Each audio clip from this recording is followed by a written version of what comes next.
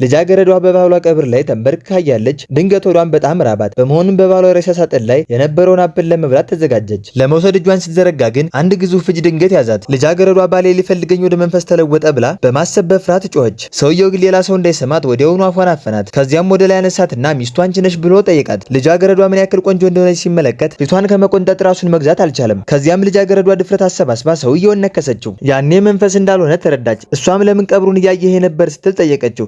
እሱም ራሱ ለምን እንደሆነ እንደማያውቅ ነገራት። ልክ በዚያን ጊዜ ሰውየው አንድ ሰው ወደ እነሱ እየመጣ መሆኑን ሰማ። ወዲያውኑ ልጃገረዷን ይዞ ወደ ሬሳ ሳጥኑ ውስጥ ገብቶ ተኛ። ልጃገረዷ በጣም ደንግጣ ነበር። ሰውየው ግን ከእንግዲህ እሱ እንደሚጠብቃት በመናገር አረጋጋት። በነገሩ የተጽናናችው ልጃገረዷ ወዲያውኑ እንቅልፍ ወሰዳት። ሰውየውም ልጃገረዷን እንደታቀፈ ተቀመጠ። ረዳቱ ልጃገረዷን ለማባረር ቢሞክርም ሰውየው ግን ፈጽሞ እምቢ አለው። እንደውም ሁሉም ሰው ማዳም ብሎ እንዲጠራት አዘዘ። ቆይቶም ሰውየው ልጃገረዷን ተሸክሞ ወደ ክፍሉ ሊያስገባት ሲል ድንገት ነቃች። ወዴት ነው ይዘኸኝ የምትሄደው ስትል ጠየቀችው። ሰውየውም ወደ እግዚአብሔር ልልክሽ ነው ብሎ ቀለደባት። እሷ ግን ነገሩን በቁም ነገር በመውሰድ አንድ ትንሽ ነገር ልትፈጽምልኝ ትችላለህ ስትል ጠየቀችው። ምኞቷ ምን እንደሆነ ሲሰማ ግን ሰውየው የሚናገረው ጠፍቶት ደርቆ ቀረ። ፓርት 2 እስክናቀርብላችሁ ፎሎው እና ላይክ ማድረጋችሁን አትርሱ።